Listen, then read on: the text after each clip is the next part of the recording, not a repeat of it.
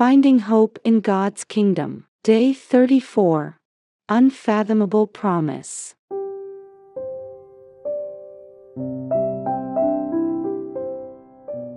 When we build relationships with others, we need to get to know each other. As we continue to deepen our relationship with God, let us also take a moment to reflect on human nature. Although God created humans in His own image, there's often a clear case of the goods not matching the label. This isn't because God made a mistake, but rather due to the sinful nature of man. Humans are selfish and self-centered, leading us to be greedy or to be overly calculating. These weaknesses are easy to spot in both ourselves and others. When we are taken advantage of or used by others for their gain, we feel angry. There is only one being in the world who doesn't mind us constantly drawing benefits from Him, and that is God. Hebrews chapter 11 verse 6 says, "And without faith it is impossible to please God, for whoever would approach Him must believe that He exists and that He rewards those who seek Him." Take note. God does not set many conditions here. The only requirement is that we believe in His existence and that He will reward those who seek Him. This is no simple promise. Unfortunately, few people have uncovered this mystery, and most are only concerned with tangible, immediate benefits. People tend to worry and live in the future, rather than in the present. Yet because hope relates to the future, those of us who often worry need to strengthen our hope to ease our anxiety about the future. Who doesn't long for a better future? But this hope is often out of touch with reality. Especially as our bodies age, energy declines, and our ability to act or respond diminishes, even just thinking about these things can make us feel depressed. So deep down we know that a better future, while not impossible, is by no means easy. When our minds are consumed by the idea that we are moving toward death, it is difficult to maintain a positive and proactive attitude towards what is happening to us. But we must remember that we are made for eternity. So we need to have a long-term vision and not be short-sighted. Those who understand investment always go for long-term returns, not short-term ones. How much more should that apply to our lives? And here's the greatest news: when we invest our greatest effort into building a relationship with God, the return isn't just in heaven, but also here on earth. One day, we will come to realize that we cannot rely solely on ourselves. We also know that relying on material things can't bring spiritual comfort, only human relationships can bring spiritual satisfaction. Yet God desires to give us even more. He wants our souls to be satisfied. So, when seeking the best foundation to lean on, how can God not be our first choice? Isn't it so? Ask yourself, who in this world is all-powerful? Who can guarantee they won't depart from this life before us? Who will always be with us in times of need? Who is utterly trustworthy and never breaks a promise? Who is eternal and unchanging? Besides God, who else?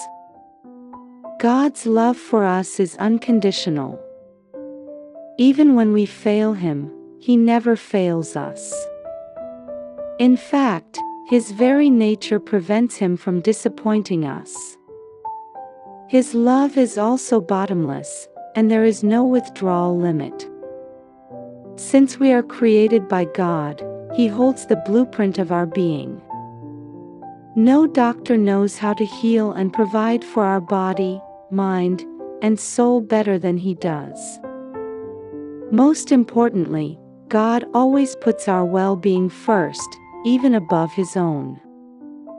And because only God is eternal, only He can fulfill both our temporal and eternal needs. If there were any person or product in this world that could offer such an extraordinary and transcendent guarantee, what else would there be to consider? Therefore, we should not hold on to the misconception that God doesn't want us to have wealth in this life. That is simply not true. It depends on what kind of wealth we seek. God's deepest desire is for us to have more, better, and the very best of all things. He has no hesitation in giving us a treasure that no one else on earth can give.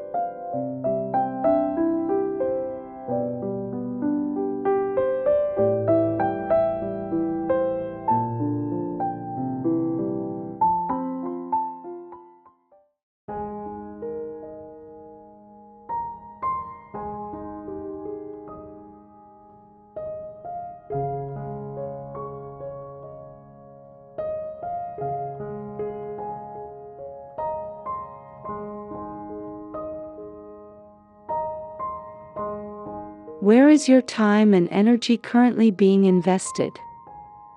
What kind of benefit are you seeking?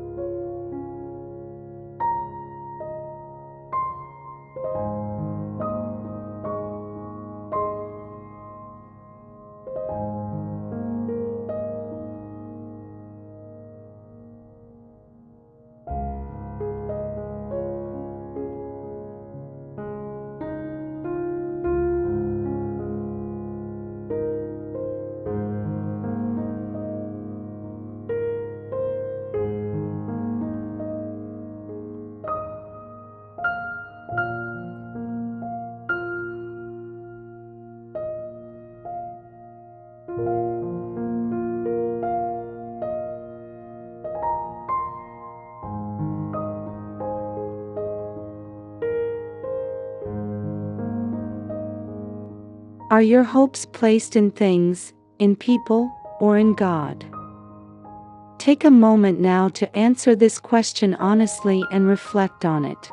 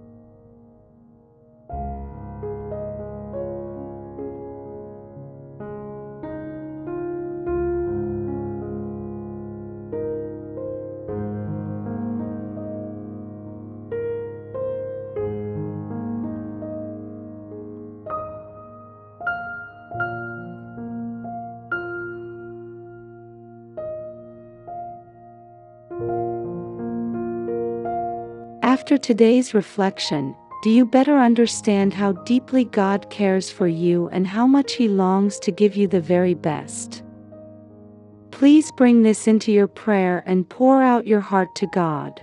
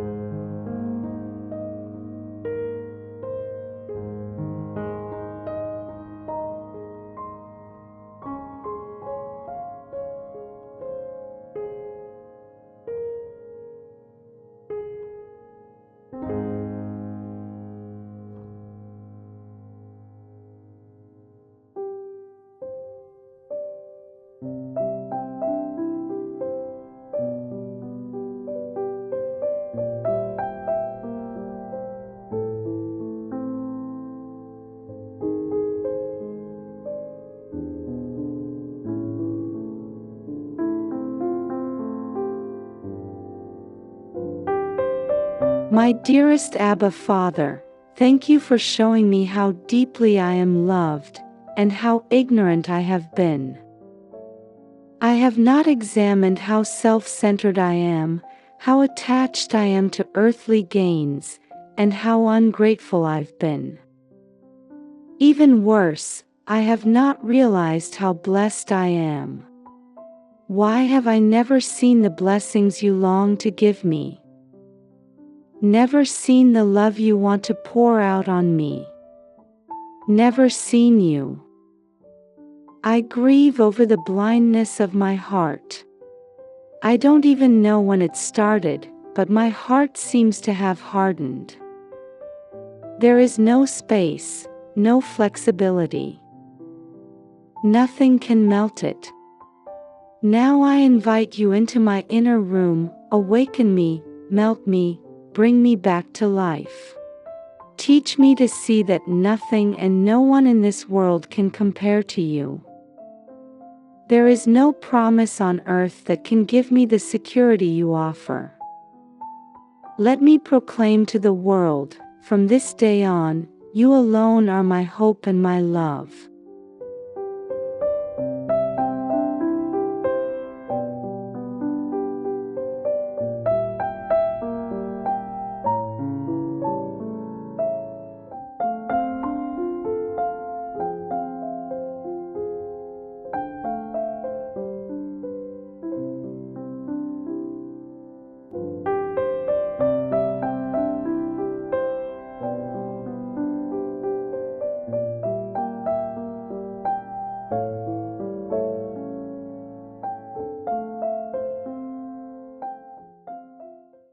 Thank you for participating in this 40-day Lenten spiritual journey. We hope you have been inspired and have benefited from it. For the spiritual benefit of all of you, Fountain of Love and Life devotes a lot of time and effort in producing various spiritual projects every year, and all our ministries are sustained by the generous donations of our supporters. We hope you will support us with prayers and donations. Please make an online donation using the button at the top of the website lent.fll.cc. Thank you very much for your support. God bless.